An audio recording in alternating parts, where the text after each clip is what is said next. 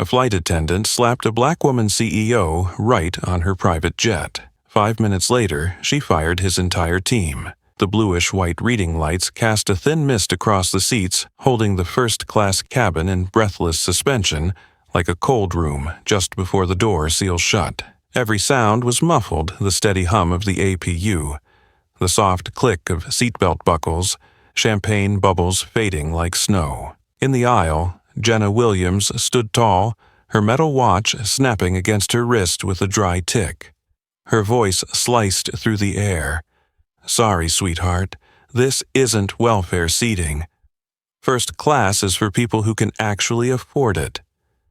The words landed thin and sharp like a razor blade. The ticket was ripped from her hand and slapped back against her chest with a hollow crack. Cold air surged along her spine, twisting the lemon scent of the welcome drink into something metallic. Dr. Kendra Washington lifted her chin, her black eyes unwavering, one hand still resting on her Birkin. A small flick of her wrist sent a sliver of light from her Patek Philippe across the ceiling. "I have a first-class ticket," she said, each word steady as a metronome, neither pleading nor defiant. Silence hung. Jenna curled her lip, popped her phone camera up like a prop first-class drama people. The number on the screen ballooned like a cockpit clock counting down. The PA droned flatly. 5 minutes to departure. Kendra knew that look, cold, calculating, deaf. Eyes so fluent in rules, they treated people like luggage. She didn't fear being dragged out of a seat. She feared a broken procedure being passed down as routine. Jenna knew something else, a digital crowd that always clapped on cue, no matter where the truth really sat. Everyone carried a ruler. Each one assumed theirs was the standard. In 1C, David Brooks powered up his phone, finger hovering over record. In the reflection of his glasses, an omniscient view caught his thought a viral clip mattered more than a valid ticket. In 3B, Maria Santos tilted her head lips, pressed the old memory of being looked through resurfacing on her skin like ice. She tugged her collar up over a delicate chain. In 1D, Margaret Thompson leaned toward her husband, whispering as if stating the obvious, "It's always this game." The hard soles of Officer Daniel Martinez tapped a rhythm down the carpeted aisle, each step an announcement that procedure was now in motion. Derek Johnson, clipboard tucked under his arm, adjusted his buttons, eyes scanning each seat seam like tailoring inspection. Jenna kept her phone angled low, zooming in and out, dragging seconds into a story she thought would bend toward her. She really thinks she can sit anywhere. Jenna smirked, laugh hitting its mark. Kendra extended the ticket. Jenna snatched it, raised it under the light, and slapped it back against her chest again. Not hard, but the residue of power clung to the paper. "Don't dream of freeloading here, honey." From 1C, David smirked loud enough for the mic. That Centurion's probably borrowed. Kendra didn't flinch. Her fingers traced the edge of a black leather business card case on her tray, a quiet, deliberate motion like checking a hidden switch. The leather was cool smooth, loyal to her skin. "Ma'am, please gather your things," Martinez said, forming a perfect regulation block across the aisle. "I'll wait for the captain," Kendra replied, eyes on the ticket back in her hand. This wasn't a thrown gauntlet. This was the proper chain of authority someone had ignored from the first second. In her mind, the staircase already stood ticket and ID manual and policy contract and tail number shares and governance, finally public ethics, each rung carrying its own steady heat. Jenna's view count ticked upward again just as Maria's eyes caught the line 2A, first on the ticket. A bead of hope, fragile as condensation, clung to her phone's glass, trembling as the cabin adjusted pressure. David glanced at 3B and met a gaze unlike the others, one that didn't want to keep filming. He hesitated for a breath, then hit record anyway. The APU thrummed in the background, a refrigerator hum wrapping the cabin. human warmth mingled with the smell of new leather, forming a thin mist only long sitters would notice. Frost hadn't yet lifted, but someone somewhere tugged a faint curtain of light open at the front, slight, almost weightless. Stay with us to witness how an icy first-class cabin was forced to thaw into human warmth, and if you believe dignity defeats prejudice, don't forget to like and subscribe. The first-class cabin moved like a cold ritual, blankets folded into squares, glasses placed to exact marks, smiles measured by angle. Everything was so smooth it blurred people with procedure. The scent of new leather mixed with the metallic breath of the vents. The welcome drink exhaled a thin mist when it touched the chilled air. The green carpet was so spotless even a single footprint felt out of place. In such an environment, rehearsed stories usually won on title alone. Derek held out his hand. ID and ticket. The paper's edge skimmed his fingertip, leaving a dry, sharp trace. Numbers appeared crisp as data on a screen. $2.847 3 days ago. 2A, first class. The ID read Dr. Kendra, Washington Buckhead. Derek nodded, small automatic, then pulled open a familiar gap. There's been a rise in high-grade forgeries. I'll need to verify through Central. The line drifted, clinging to Jenna's lips like a perfect script. She's claiming she's headed to a board meeting. Jenna chimed just loud enough for the camera to catch her good angle. Martinez lifted his radio. Stand by for gate return. The frequency hissed cold and dry as air slipping through glass. A fleeting hesitation passed through his eyes, a shadow of a thin cloud. He had once unlatched cuffs for the right man too late, and was reprimanded. Since then, every decision had lived in the zone he could defend with the words, proper function. Maria cupped her palm over half her phone. She wasn't trying to stir trouble. She was counting her own breaths. In 1D, Margaret leaned toward her husband, whispering the phrases, worn smooth by cues, boarding gates and overhead bins. It's about to drop. In 1C, David pressed his lips, still recording but less certain of his side. 4 minutes, the PA said. The countdown was the heartbeat of procedure. Delay it and everything cracked, slots, schedules, charts. Jenna angled her camera lower, monologuing like an MC uncooperative passenger. Whole plane waiting on one person. Comments scrolled like ice chips skittering across steel. Pull her, clear her, throw her out. Order always feels easy when you believe it can be maintained with a shove. Kendra didn't argue. I'm waiting for the captain, she said again, same volume as if reading from the manual. Her fingers brushed the edge of the card case, the leather cool, perfectly pliant. She sent 3 messages, assistant legal board chair, personal. 3 green dots slipped from the screen and vanished, leaving behind a black mirror reflecting the cold white light above. In the structure she'd set, each message was a relay waiting to trip, ready to connect. Sarah appeared in the doorway, breath fogging a faint halo onto the coat locker glass. Captain Mark Rodriguez requests to update in person. She said, her eyes skimming 2A, pausing a beat on Derek. He mentioned 2A. Derek stumbled half a step, enough for Martinez to notice, lowering his radio by a notch. Jenna's vision flared, as if a cabin light had shorted. The cockpit door cracked. A ribbon of gold spilled across the green carpet, slicing the cold ceiling glow in 2. A faint click as the captain unlatched a sound only those who knew the cockpit recognized, warming the air in the aisle by a single degree. David raised his phone. Habit framed his shot toward the warmer light. Just as the stage drama seemed ripe, its palette shifted. Derek opened his mouth, ready with another reason for order. But 2 things happened at once. Maria drew in a deeper breath and sat forward, as if finally ready to speak what her throat had held too long. And Kendra's fingers left the card case, setting it flat on the tray. the smooth black leather swallowing the sterile light like a sponge taking water.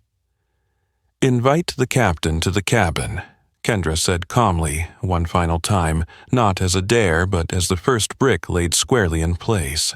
For a short beat, the cabin froze like a photograph cockpit door ajar, golden strip the length of a hand, Jenna gripping her phone until her knuckles whitened, Martinez stepping half aside to clear a path, Maria lifting her chin and the black card case under Kendra's steady fingers unshaken.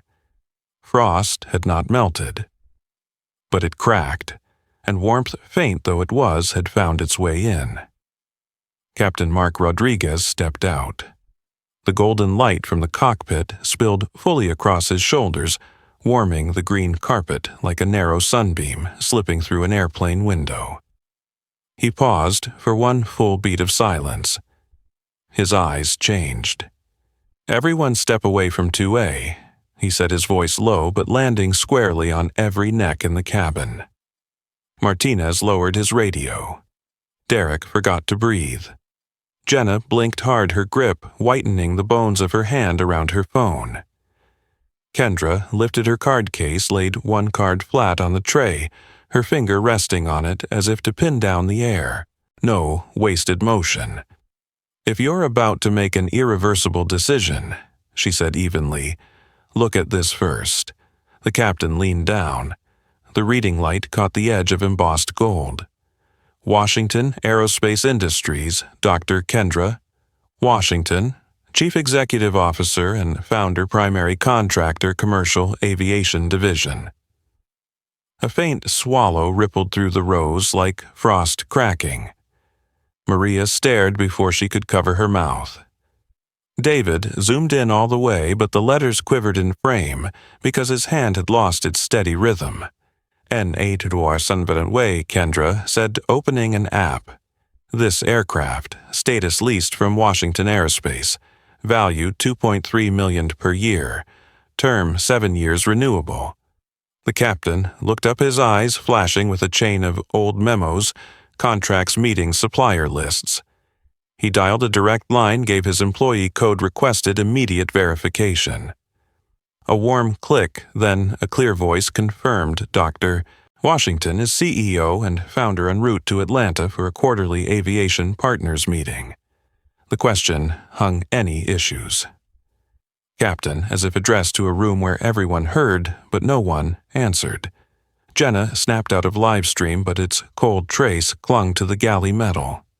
Still, Derek caught a thread too familiar.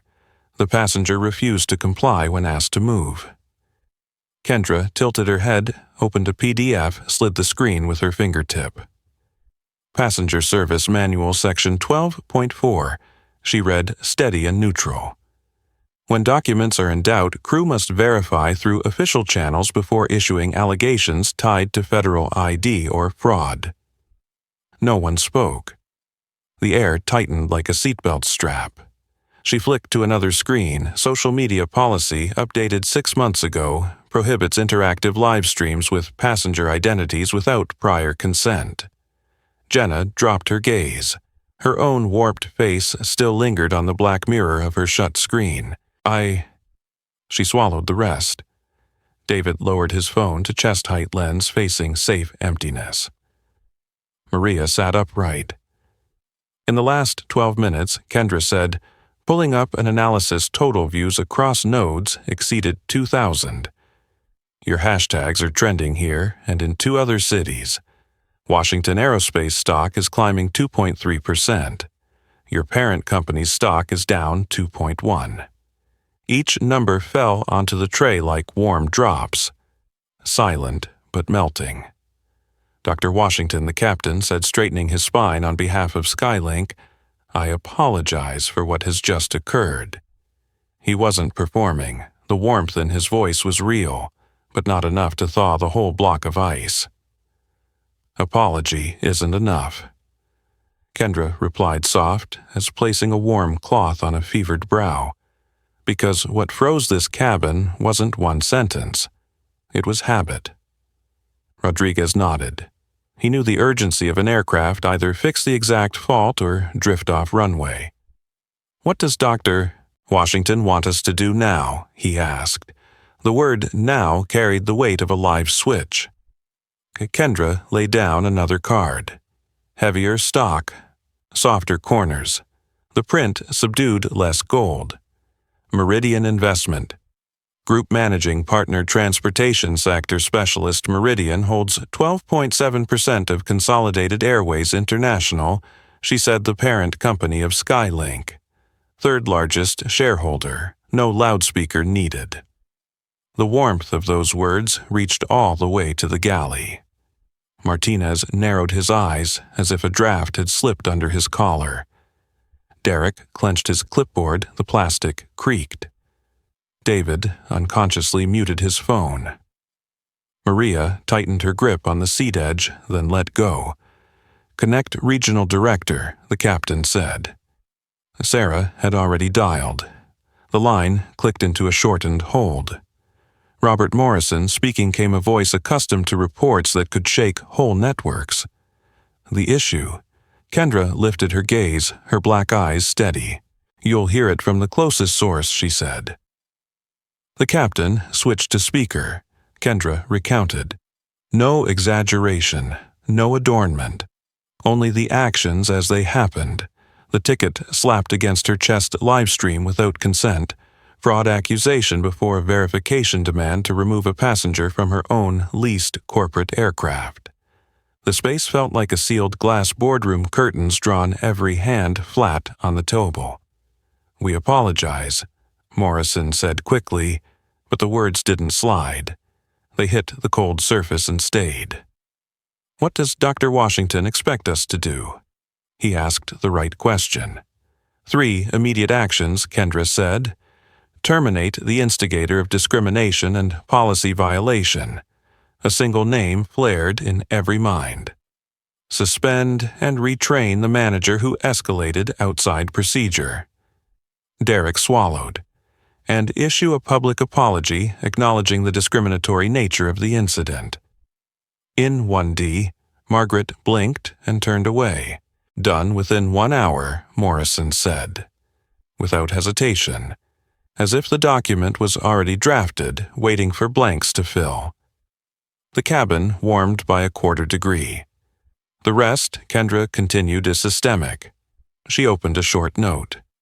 Mandatory unconscious bias training for all customer-facing roles. Revised verification protocol to exclude stereotyped profiling. Real-time reporting system with executive oversight. Quarterly diversity dashboard delivered directly to Washington Aerospace. The lease contract already includes Clause 47 on discrimination and hostile environment violations, trigger review, and potential termination. At that moment, it was as if the runway outside exhaled faint vapor in the sun, a kind of warmth that melts ice without flame. The captain looked at the Washington Aerospace card, then the Meridian card finally into Kendra's eyes. He nodded. "I understand," and pressed the intercom, his voice calm as someone realigning the compass before taxiing onto the runway. Sarah handed the phone back to the captain, a stream of concise instructions flowing like warm water. Martinez shifted his stance, no longer blocking the aisle, but leaving just enough space for someone to pass without brushing against another. Derek flipped open his e-notebook, finding section 12.4, the blue text glowing bold, as if marked by highlighter impossible to ignore. He had read it before, but never in this golden light. Jenna stood still, her body leaning against the seat's edge like resting on a block of ice she thought would never melt.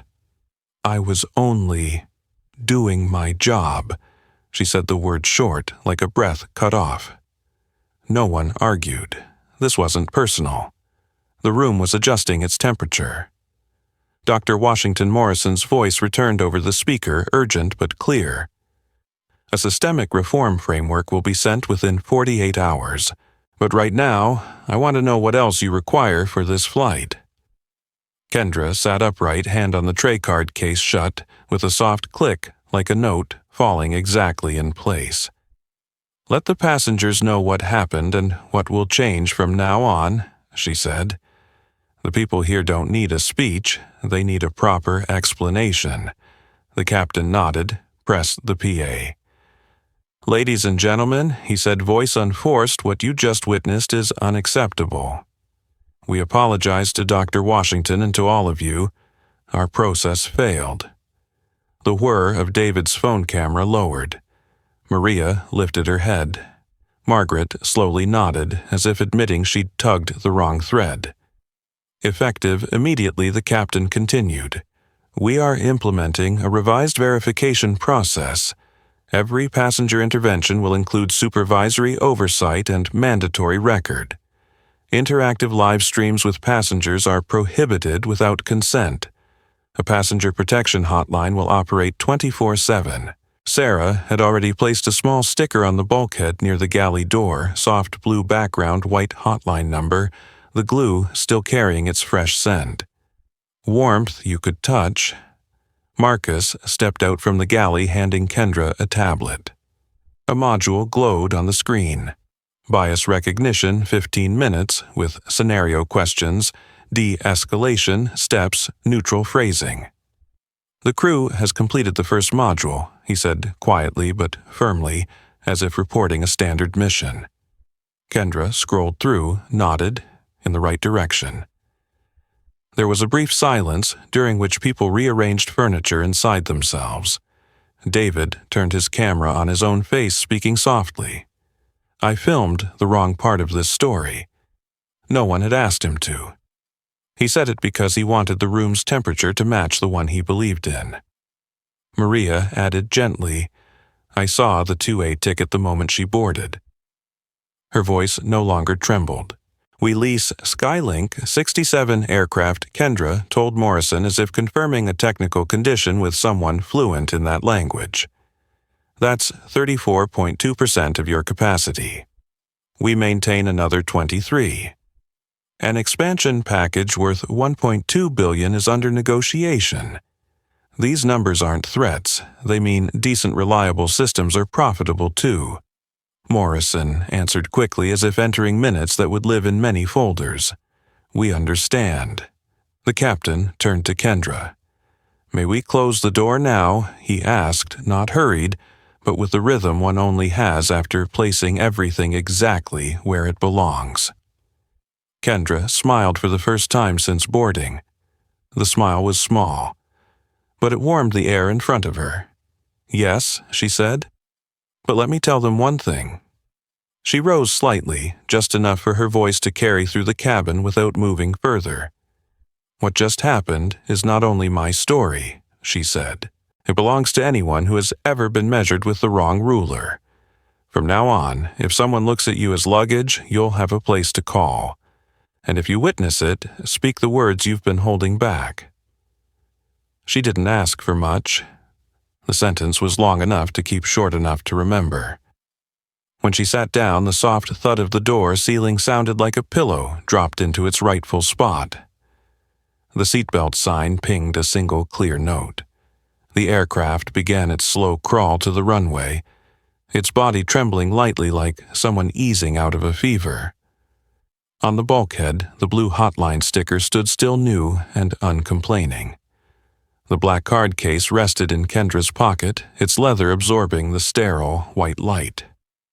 The frost in the cabin was gone. No one had to say it. Everyone felt the warmth had found its way. The plane eased onto the taxiway, the wheels humming a steady rhythm, low and warm, like a small fire under a pot. The seatbelt sign pinged a bright note that fell into the cabin and dissolved. No one spoke loudly. Sighs touched each other, turning into a thin warmth drifting along the ceiling. David Brooks half rose, then sat back, his phone lying flat across his lap like a tired eye. He turned the camera toward himself, speaking softly, just enough for the mic to catch without startling anyone he had filmed the wrong part of this story.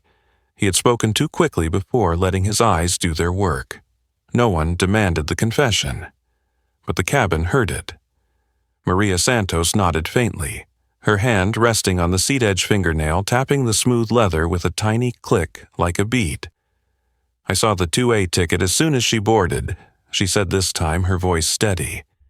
Martinez stepped forward, then stopped, turning the radio in his hand as if rotating an old habit. "Dr. Washington," he said, "I'm sorry, I acted faster than I asked." Kendra looked at him, her eyes neither sharp nor soft. "You did exactly as the system taught you," she answered. "The rest is our work." In 1D, Margaret Thompson turned fully, her hands pressed together, nails against nails. "I was wrong," she said to the room more than to anyone in particular. "I let the story in my head guide my hand." No one blamed her. Only a few nods marked the moment like small posts along a runway. Sarah Miller walked the cabin, stopped at the bulkhead, and pressed another sticker below the hotline number, a QR code linking directly to the reporting app. The glue was still fragrant, like warm plastic. Marcus Reed stepped from the galley, raising the tablet again. Bias recognition 15 minutes now marked complete for the entire crew of this flight. He tapped open a scenario. If a passenger's ticket is in doubt, what's the first step? The answer lit up like a small bulb. Verify through official channels. No live streams, no judgment, no humiliation. Derek Johnson glanced at the screen, then down at his own hands. The blue veins under his skin stood out like an old map. He folded his clipboard, the plastic edge grazing his palm like a thin draft. Kendra's fingers brushed the handle of her Birkin once. She wasn't performing. What needed to be said had been said. What needed to be done was in place. Captain Rodriguez pressed the PA, sending warmth through the cabin once more. The revised verification process was now in effect. Every passenger intervention would include supervisory oversight and mandatory record. Interactive live streams with passengers prohibited without consent. The passenger protection hotline available 24/7. At the end of his sentence, he paused long enough for everyone to hear themselves inside it. The engines surged, the fuselage trembled like someone rising from fever to take a sip of water. The wing tipped a degree. The runway flowed backward. The cabin gathered speed. David set his phone aside, his empty hands suddenly light. Maria stifled a small smile, the first one to arrive on its own in a long time. Martinez tugged his collar straight, feeling the fabric warm at his neck. Derek stared forward, admitting that the word 12.4, now etched across his sight, would stay for a while. Jenna leaned against the seat edge, her breath settling into rhythm, phone dark and blank, reflecting no script at all. The plane lifted. The city fell beneath a thin veil of cloud. By the galley door, the blue hotline sticker held firm, the white print dried into a faint raised texture you could feel with a fingertip. In Kendra's pocket, the black card case rested its leather drinking in the cabin's light until it became a kind of warm darkness itself. She closed her eyes for a few beats, then opened them, watching the time to Atlanta count on her screen. The frost was gone. Only warmth remained moving under its own law. Quiet, unhurried, but durable. A boy sneezed in the rear cabin. Someone laughed out of surprise. Another passed a tissue. These ordinary motions suddenly carried weight. The cabin had returned to being a cabin, not a stage for humiliation.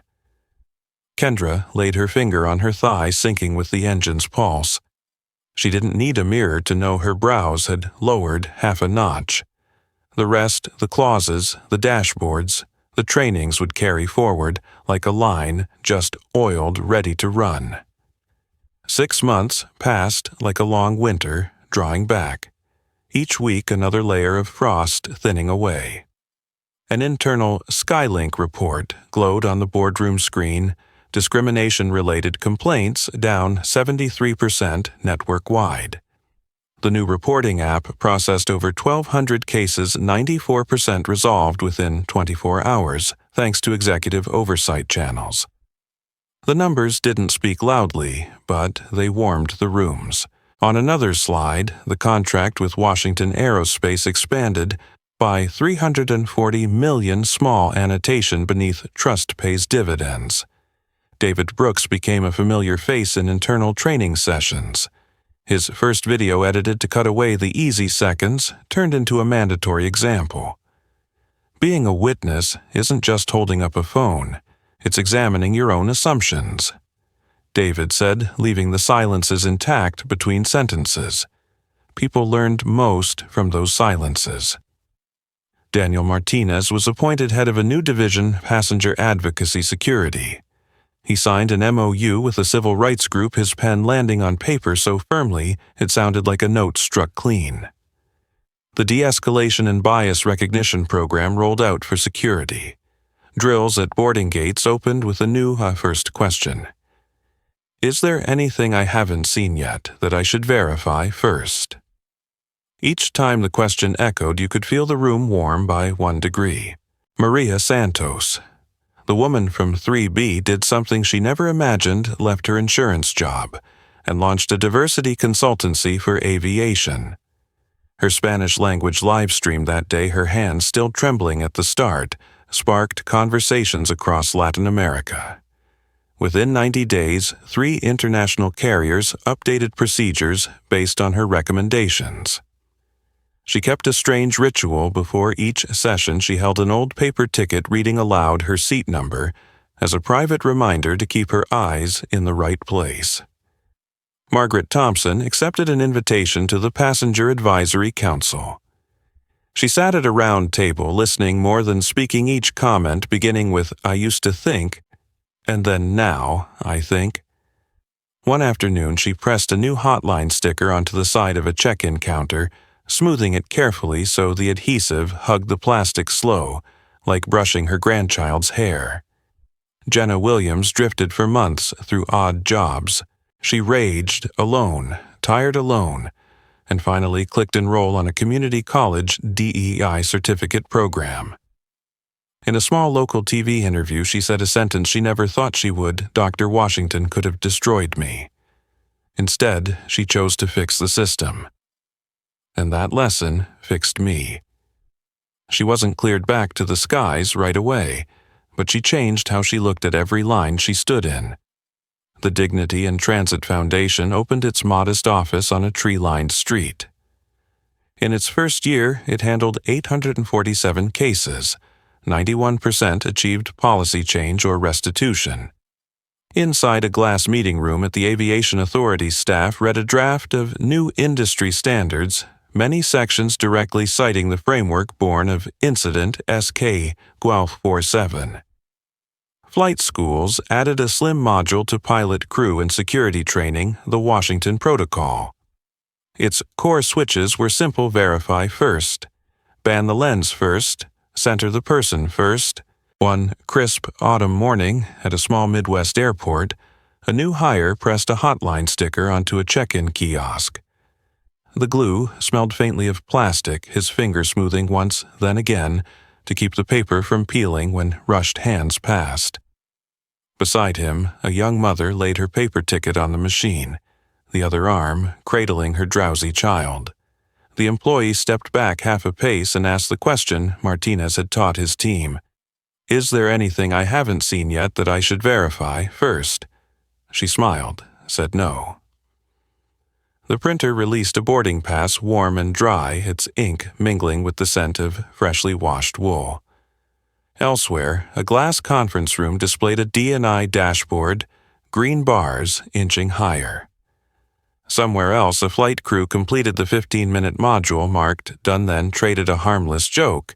In Atlanta, Kendra Washington shut her laptop after a meeting with Morrison and his team. On the fading screen, the phrase "trust scales" lingered as the final line. She slipped the black card case into her pocket, its click round and warm as ever. By day's end, a thin stripe of sunlight slid across her office blinds. She stood at the window, hand on the sill, listening to the HVAC exhale just enough to stir the leaves outside. The city still roared. Aviation still counted minutes. But somewhere not only inside a first-class cabin, the air had changed. Frost might still come with the season, but people had learned to turn on the heat at the right time. And sometimes all it takes to keep the warmth is a small blue sticker on a bulkhead, a well-placed question, a boarding pass with ink still drying, and the click of a card case closing steady in a pocket. Late morning, at gate B12, the white lights reflected on the floor like a thin mist, people in suitcases sliding past each other in order. A black man in a worn baseball cap, holding the hand of his daughter clutching a stuffed rabbit, stopped at the boarding counter. The girl rubbed her eyes, the rabbit's ear brushing her cheek and leaving a trace of soft fur. "We'd like to pre-board," he said quietly, offering a doctor's note. She'd just had middle ear surgery. A young flight attendant, her wings only a few weeks old, took the paper, her palm slightly cool. Behind her, an older supervisor approached, eyes flicking quickly from the cap to the coat to the stuffed rabbit to the paper. "Let me see the tickets," she said, voice routine. No cameras lifted, no gasps, only the steady feed of boarding passes from the printer and announcements rolling like a thin stream. "Per the new procedure, let me verify first," the young attendant murmured, already opening the reporting app on her slim tablet. A form appeared, reason for pre-board, supporting document, timestamp, supervisor signature. She glanced at the supervisor. The old look cold procedural was suddenly intercepted by a small blue sticker on the counter edge, Passenger Advocacy 24/7 Hotline. The supervisor paused a beat, then nodded. "Follow the sequence." The attendant set the note on the counter. The corner scraped the plastic with a sound as thin as thread. She typed, clearly snapped a photo, sent it. At the other end, a member of Martinez's team headset on facing a wall of screens received it, slid it into the verified column. A green tick lit up like a small lamp in fog. "Pre-board approved," he said into the mic. The signal traveled back to gate B12 as quickly as warmth through a vent. "Thank you," the father said, taking the boarding passes, lifting the rabbit from his daughter's cheek to check her bandage, then putting it back in place. She nodded like a doll with its spring adjusted. The supervisor watched them go, a knot loosening as an old habit unclasped itself. She slid the plastic tray into its groove, the click sharper than usual. In the waiting area, a young man in a baseball cap tilted his camera toward the window, ready to record. A new reflex cut in. He saw the hotline sticker, pulled his wrist back, slipped the phone into his pocket. Just then, Maria Santos walked by, a tidy folder tucked under her arm, on her way to lead a training session for new crew. She caught his hesitant look, paused, tilted her head. "Were you about to film?" Her tone wasn't sharp, only like a hand on a switch. "I guess not." He set his hand already off the phone before the words came. Beyond the glass, an A320 slid into the gate, its nose touching the glass wall shadow like a greeting. In the small briefing room beside the gate, Martinez stood before the morning security shift, his voice low, but striking the exact points. "Begin with the question, is there anything I haven't seen yet that I should verify?" First, on screen the de-escalation module displayed 3 scenarios, each linked back to section 12.4 of the manual. He wasn't preaching. He was teaching how to warm a cold situation. Maria's session flowed right after. She spoke in English, then switched into Spanish like changing lanes, slow and clear, slotting each example neatly into the listeners' minds. Her last line wasn't an apology or an accusation. "Let your eyes do the work of eyes before your mouth does the work of mouth," she said, smiling. The room smiled with her light as steam rising from a fresh paper cup. By noon, the airport wind had shifted. Along the long concourse, blue hotline stickers glimmered under cold lights. People passed them like passing switches already flipped. When someone stopped to take a photo, it wasn't to post, it was to share with an internal chat. "This helps me feel safe." At another counter, an old man flinched slightly when his ticket was reprinted, but the smile he got was measured, not forced. Behind him, a boy tapped the hotline sticker, leaving a faint fog mark on the plastic. "Warm," he whispered. His mother laughed. "That's warmth, son." By afternoon, the runway glowed gold. A flight delayed 5 minutes as maintenance made an extra round of checks per a new, stamped note on the board verification hold. No one complained. They waited the way you wait for water to warm enough for tea not boil over. Night fell. Gate B12 dimmed. The young attendant locked her tablet, pressed another sticker to the counter's edge, the old one peeling. Fresh glue, faint smell of resin. She smoothed it once, then again, so the paper hugged the surface fully. In the distance, Martinez closed the day with the same old question sent through internal channels. Is there anything we haven't seen yet that we should verify? First, a row of answers came back. Nothing yet, but remember to ask. Warmth spread that way, no waving, no slogans. Only fingers finding the right switch. One weekend evening, the community college classroom glowed with warm yellow light. The windows reflected the dark trees outside like frames from an old film. Jenna Williams sat at the third desk, notebook open pen, balanced between her fingers. This week's assignment, write one page about a time you measured someone with the wrong ruler and what the right ruler looked like. She lowered her pen. The first line wavered, then steadied. She didn't use the words victim or I was just doing my job. She wrote about a black card case resting on a tray and the click when it shut. She wrote about a small blue sticker.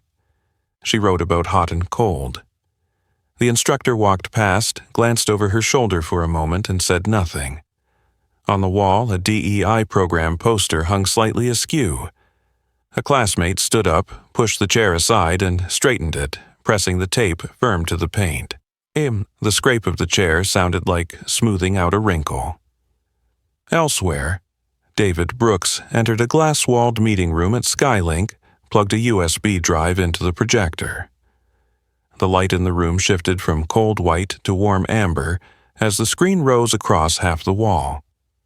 David played a video, then froze it on the first frame the moment he lifted his phone, eyes looking down on a person instead of at them. "This is the part I cut out," he said. "Today, I leave it in." The room laughed softly. Someone in the back row raised a hand. "Thanks for not polishing the story." David nodded, feeling lighter, as if he had set down an overweight suitcase without paying the fee. In Washington, inside a wide conference room at the Aviation Authority, a draft of the new standards lay projected on the glossy table. A senior commissioner leaned on his hand, reading a section on verification procedure and camera bans. His voice, normally dry, softened. "What do we call it?"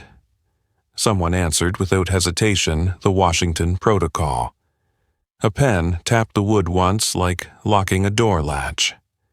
The next afternoon, Maria was in Miami, in a meeting room facing the sea. She opened her slides, speaking Spanish and international flight crew nodding in rhythm. She told the story of 3B and 2A without using names. She pointed to the blue sticker and the first question, "Is there anything I haven't seen yet?" When she finished, a silver-haired flight attendant came forward, holding Maria's hand longer than custom. "I placed the first sticker in my station," she said, her eyes glowing like a desk lamp with a new bulb. In Atlanta, Kendra Washington closed her laptop after a short meeting with Morrison and his team. On her desk, the lamp spread a warm pool across the wood. Beyond the window, the city stretched gold. She opened her cabinet, reached for her coat, then paused by the black card case on the shelf. She picked it up, slipped it into her pocket, the familiar click sounding like a tuning note. Her phone buzzed a message from Dignity in Transit. Another case resolved in under 24 hours. The passenger grateful, asking for no compensation. She replied with a steaming tea emoji. Night. A small Midwestern airport. The check-in counters stood mostly empty, only the faint sound of a money counter and the whir of a cleaning machine in the distance. A young employee just weeks on the job pressed a new hotline sticker onto the side of Kiosk 3. Fresh glue resin scent. He smoothed it once, then again. An older woman with a luggage cart stopped to ask directions. He pointed, steady voice warm enough to draw the chill back a little. After she left, he pressed another small sticker on the rail, watching it like a postage stamp sealed just right for delivery. The night plane slid into the gate, the aperture opening like a glowing tunnel mouth. A young mother carried her child across the bulkhead. Her palm brushed the blue sticker lightly just to be sure it was there. In the cabin, passengers buckled belts, adjusted neck pillows, tucked bags under seats. No one spoke of the Washington Protocol. They simply followed it. No one mentioned 12.4. They already knew. Warmth moved through the ducts, along the lights over the seat backs, reaching the places it needed to. When the cabin lights dimmed to night mode, a picture quietly formed, white bulkhead blue sticker, the shadow of a mother's hand, passing a boarding pass, still smelling of fresh ink on the tray, and the faint click of a card case closing in a pocket, unheard but warming everyone. No further words were needed. No one spoke, but everyone heard. The glass-walled conference room on the 27th floor glowed like a pool of warm water. Afternoon light spilled through the blinds into long golden bands across the wood table, the hum of the HVAC, even as the breath of someone just past a fever. The dashboard lit up green bars, numbers standing straight. Discrimination complaints down 73%. 94% of cases closed within 24 hours. A $340 million contract expansion. A $1.2 billion package entering negotiations.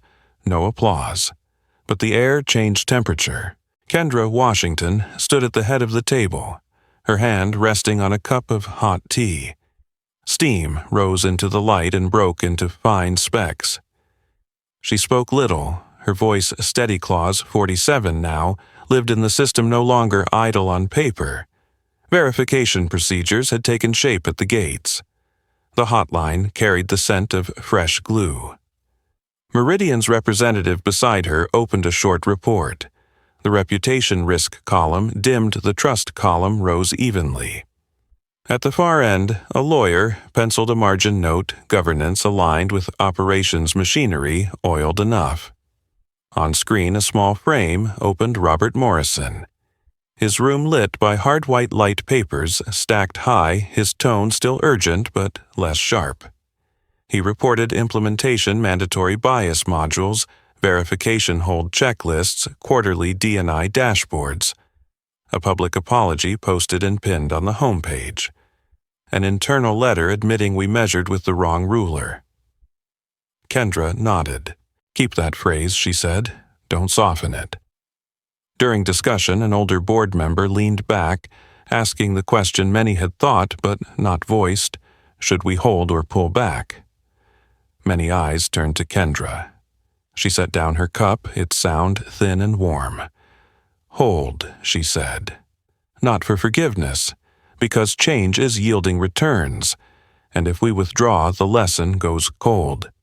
She turned the screen, showing another chart, hotline calls from smaller airports climbing steadily, response times shrinking. Maria's training sessions spreading across the map like small sparks. Warmth goes further when it has a home. The meeting ended with slow gestures, pen caps clicking shut, chairs sliding back, papers stacked flush. As people dispersed, Kendra lingered a moment, looking out at the golden city streaks. A soft buzz in her pocket, a foundation alert. A case resolved in 19 hours. A thank you line, no compensation asked, only a request for an email confirming the hotline would still be there tomorrow. She replied with one word: yes. In another city, Skylink's glass meeting room lit its screen. David Brooks stood before the rows, his clip frozen at the first frame the moment his phone rose higher than his gaze. "This part I once erased," he said. "Today I leave it." After that came a short silence, identical to the silence on that plane the day warmth found its way through the vents. A hand lifted in the back row. "Thank you." One word, enough heat. In a small classroom at the community college, Jenna Williams finished her page. She didn't excuse, didn't blame. She described a black card case, the click when it shut the feel of cool leather in her hand. The right ruler, she concluded, is the one that doesn't cut anyone. In the margin, the instructor wrote a single word, "Good," in blue ink, no exclamation point. In Miami, Maria Santos closed her final slide of the day, the applause pattering like light rain. A silver-haired flight attendant stepped up, voice a little hoarse. "I placed the first sticker in my station." Maria smiled. "Keep it flat, don't let the edge peel." The woman nodded, staring at her own fingernails, as if they were tools proven to do good work. At night, Kendra stood by her office window, her hand on the sill. The city below spread like a circuit board of golden lights, traffic flowing evenly.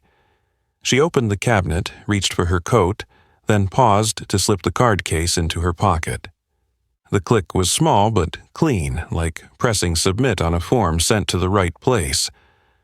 Suddenly, she thought of an image, a blue sticker on a bulkhead, its white ink dried into a faint raised grain under touch. Sometimes, all the changes of a month could rest on a point no bigger than a thumbnail, and all it needed was the right degree of warmth to hold. Early morning, a thin mist wrapped the road into the airport. The yellow lampposts lined the way like cups of tea set along a hallway. Kendra rolled her suitcase through security, the scanner sliding across her watch with a polite beep like an old greeting. At the boarding gate, a young attendant stood, tall name tag shining round Ellie. Her smile wasn't measured by angles. "Have a pleasant flight, Dr. Washington," she said softly. Not flattery, just the right words. Inside the cabin, the reading lights felt a few degrees less cold. The blue hotline sticker stood steady on the bulkhead edges, flush. Maria happened to be on the same flight seat 3B like years ago.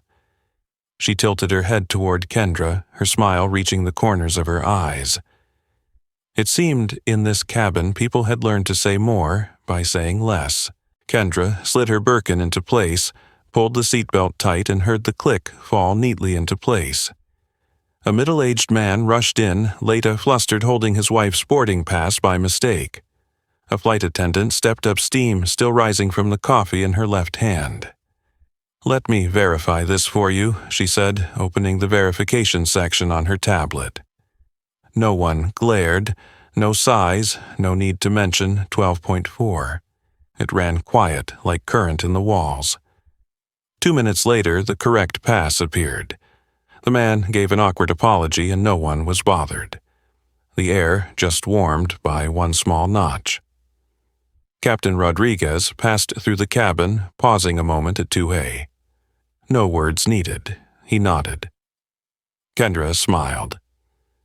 Sarah peeked out from the cockpit, pressing a fresh sticker onto the document hatch incident reporting scan. Here the QR catching the light, its glow imprinting on her hand.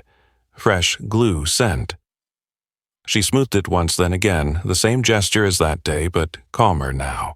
The plane pushed back, tug wheels scraping faintly. "Seatbelts. Please," Ellie said over the PA, her voice warm. Kendra opened her phone, a Foundation alert. An incident at a mountain airport resolved. The new staffer used the opening question the passenger left, a heart made of old characters, plain but true. She closed the screen, leaned back. The jet raced down the runway, body trembling like someone sipping hot soup. As the wheels left the ground, the first sunlight poured through the windows, bathing the cabin in honey. In 3B, Maria opened her notebook and wrote one line, "Let the eyes do the work of eyes." In 1C, not David, but another businessman lifted his phone slightly, then lowered it, choosing to look at a person not through one. In 1D, not Margaret, but another elderly woman, her hair whiter, still smiled at the hotline sticker, resting her hand on it a moment, like giving a blessing. Above the clouds, the engines droned steady, the cabin quiet as a warm pool. Ellie stopped by, 2A. "Tea or coffee, ma'am?" T. Kendra replied. When Ellie set it down, steam rose into the light just like the afternoon in the glass conference room, but gentler. Kendra wrapped her fingers around the cup, the temperature just right. Her gaze drifted to the bulkhead. The blue sticker edges, smooth white ink, dried in slight relief the QR square, and true. A small thing holding steady a temperature for many lives. At the cloud tops, the sun widened. The cabin turned gold. No one mentioned the Washington Protocol, but it was there in the way Ellie said, "Let me verify," in the tablet opening to the right section in Martinez's radio, carrying the old question to a new shift in Derek's hands, turning the manual without skipping a page in David's USB, keeping the first frame in Jenna's one-page assignment, in Maria's reminder, "Don't let the edge peel." Kendra slipped the card case from her pocket, only to place it back not out of need, but as a calming ritual. The click was small round. She looked out the window, clouds flat as paper, the horizon like a soft pencil line. A boy in the back asked his mother quietly, "When do we land?" She answered, "When you close your eyes a little." He leaned, breathing evenly. The picture came together, white bulkhead blue sticker, a cup of tea steaming under yellow light. Someone's hand brushing the seat edge for balance, and outside the window a sky with no frost left. No slogans, no speeches. The flight continued warm and on course. Autumn passed through glass terminals, leaving on the floor a thin layer of warmth visible under the lights. In a federal building in Washington, a conference room white as an airplane wing displayed a new title on the large screen: Industry Discrimination Prevention Standard. An older commissioner read slowly from the section on verification and camera bans, adjusting his glasses. "What do we call this framework?" he asked, his tone less sharp. No hesitation followed. "Washington Protocol," came the reply, clear and straight as a center line on a runway. A pen struck the wood table with a solid click like locking a latch. Across the map, a Skylink training hall glowed with yellow light, wrapping around rows of folding chairs. David Brooks stood beside the projector. The first frame froze on the moment his arm lifted the phone too fast. "The part I once cut," he said, "now I leave in." A soft laugh rose from the audience. He pressed play, then stopped again at the frame where Kendra lifted her finger from the black card case. Being a witness isn't just raising a phone. It's resetting your rhythm inside first, he said, leaving just enough silence for the words to land warm. Daniel Martinez faced the afternoon security shift, a wall of split screens glowing like a circuit board behind him. "Start with the question. Is there anything I haven't seen yet that I should verify first?" he said. A young hand lifted. "What if the passenger keeps shouting?" Martinez tapped through the de-escalation module, 3 scenarios appearing, each linking to Section 12.4. Cool it down first. Measure people with a question, not with your voice. And if needed, he touched the hotline icon, call up to a supervisor. Don't call into the crowd. Maria Santos clipped a small mic to her collar. Opened slides for an international crew. She spoke in English, shifted into Spanish, then back again, her pace unbroken. On the screen, close-up photos of ordinary things, a blue sticker, a tablet on the right page, a hand not holding a phone. "Let your eyes do the work of eyes first," she finished, and without prompting, heads nodded.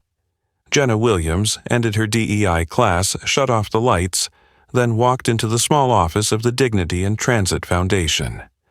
The sign on the dark wood wall, the desk lamp casting a warm circle.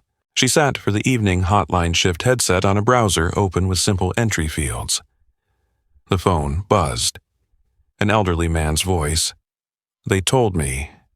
Maybe I printed my name wrong. Jenna asked 5 quick questions: full name, flight number, location, ticket photo, any prior verification. Don't worry. She said, I'll call the gate supervisor for you. The procedure now is verify before judging. She dialed 3 numbers, spoke 9 sentences, said thank you twice, waited 5 minutes, then returned to the main line. Sir, they apologized. They'll reprint your ticket and escort you in. On the other end, his breath turned warm. Thank you, he said. Thank you, child. Jenna removed the headset, leaned back and looked at the blue sticker on the desk edge, its seam flat. She placed her hand on it for a second. Derek Johnson stood before a class of new shift managers. No clipboard in hand now, only a manual open to 12.4. I've read this section for years, he said, but I think I only skimmed. Skimming is cold, reading is warm. He told briefly of the gap he once slipped through, the embarrassment of relearning, blaming no one. At the end, he slid the manual into his bag, the edge of the paper brushing his palm like a reminder to keep his hand lighter. In a mountain airport, the boarding desk was no bigger than a tea counter. A young traveler with a backpack stood still as the agent spoke music leaking faintly from his headphones. Sir, this ticket looks like a different name, she said gently. He froze, fumbling through his wallet. Let me verify first, she added, finger already on the tablet's verification. 2 minutes later, the ID photo matched the ticket name, corrected a kiosk typo. Sorry for the delay, she said. The young man smiled, sliding one earphone down. No problem. Warm is enough. In Atlanta, Kendra's office hummed with the city like a quiet current. On her desk, the foundation dashboard showed a new entry case. 847, closed with acknowledgement and policy change. The 91% rate held steady. She signed approval for funding to a small airport to print better quality stickers, stronger adhesive, fade-resistant ink. Her phone buzzed with a message from Morrison, FAA framework approved. She replied with a single word, done. Then opened a drawer, lifted the black card case, checked the empty slot, and closed it again. Click small, as a memory being saved. That night on a red-eye flight, Captain Rodriguez walked the cabin, eyes passing over blue stickers, steady on bulkheads, QR codes, aligned passengers brushing shoulders without colliding. Crew members nodding to each other like nodding to a shared rhythm. He paused at a bulkhead, placed his fingertip on the edge of a sticker as if touching a thermometer. Warm. Enough. At dawn, a thin mist silvered the taxiway, the yellow lampposts opening a path like cups of tea set in a row. At the check-in desk of a small provincial airport, a young staffer pressed a new hotline sticker onto the side of kiosk 3.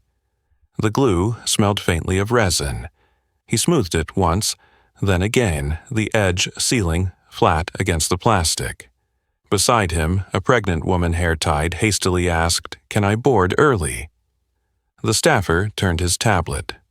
Let me verify that. Blank fields appeared on the screen, the taps soft as water drops. A green check lit up. Yes, ma'am. At the gate, a boy clutched a stuffed bear, his eyes puffy with sleep. His father whispered, "Listen, can you hear the plane breathe?" The boy pressed his ear to the bulkhead. The chill of the metal softened against his skin. It's warm, he said, rubbing it. The father nodded, slipping a freshly printed boarding pass into his jacket pocket. Paper. Still dry edges, sharp ink, not fully faded. Inside the cabin, the reading lights were the same, but less harsh. Ellie passed by, paused at 2A. Kendra Washington was already seated, seatbelt. Clicked. "Tea or coffee, ma'am," T. Kendra said. Steam rose, touched the light, split into tiny sparks, and dissolved. She looked toward the bulkhead, where the blue sticker held firm like a seal, tested by time. In 3B, Maria opened her notebook, adding one short line. Nearby, a middle-aged man lifted his phone halfway, then lowered it. His eyes had already done their work. The plane pushed back. Engines swelled. The fuselage shivered lightly as if someone pulled a blanket snug. "Seatbelts, please," Ellie said over the PA, her voice warm as a towel dried in the sun. Kendra checked her phone, saw a Foundation alert. A new case Jenna on the night shift had diffused it with warmth from her very first line. Kendra smiled soft as placing a comma. The wheels left the ground. The city slid under a veil of cloud, the sun spilling honey across the sky. Captain Rodriguez passed by, nodding at Kendra. Sarah pressed a fresh QR sticker onto the document hatch, smoothing the seam. Martinez, somewhere on the line, sent the old question to the morning shift. Derek held his manual, skipping no page. David pinned an opening clip back into his video. Jenna answered, "I'm here," as the hotline blinked. Maria folded her slides, preparing for another airport. No voices raised. Warmth traveled its own circuits. Kendra touched her pocket, drew out the black card case, opened it, and closed it again without looking. A click, small, round, precise. She turned to the window clouds, flat as paper horizon, a soft pencil stroke. In the rear cabin, the boy with the bear slept, breath steady. His father brushed the sticker with his hand as he passed, like touching a child's forehead after a fever breaks.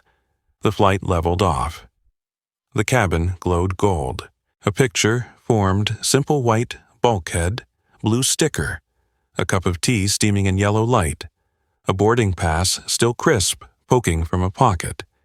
A hand brushing the seat edge for balance, and somewhere the faint click of a card case shutting unheard, but warm. No slogans, no speeches. The flight carried on steady and true, and warmth, as always, did its work. When the cabin door sealed with a quiet click and the blue sticker held fast on the bulkhead, it was clear from an icy cabin to a warm course change had entered the system, not loud but lasting. The Washington Protocol was no slogan. It was a new habit: verify before judging, place people before procedure, and keep warmth where it belongs. From Maria's hand to Martinez's pause to Jenna's notebook, each small detail had joined into a shared standard. How have you witnessed frost turning into warmth at airports, at work, or in everyday life? And how have you flipped that switch yourself? If this story touched you, hit like, share it with someone who needs to see it, and subscribe, so the next blue sticker lands in the right place at the right time.